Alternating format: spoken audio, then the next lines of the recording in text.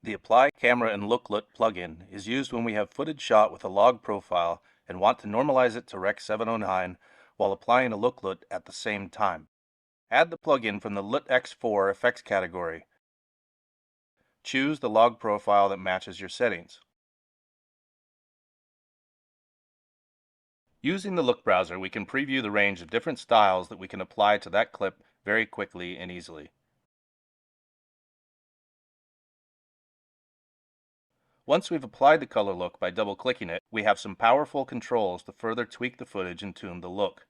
In this case, we need to bring down our pre-exposure a bit.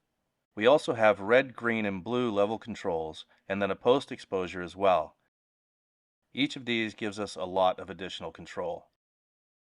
We can also use the wipe on-screen control to see the before and after.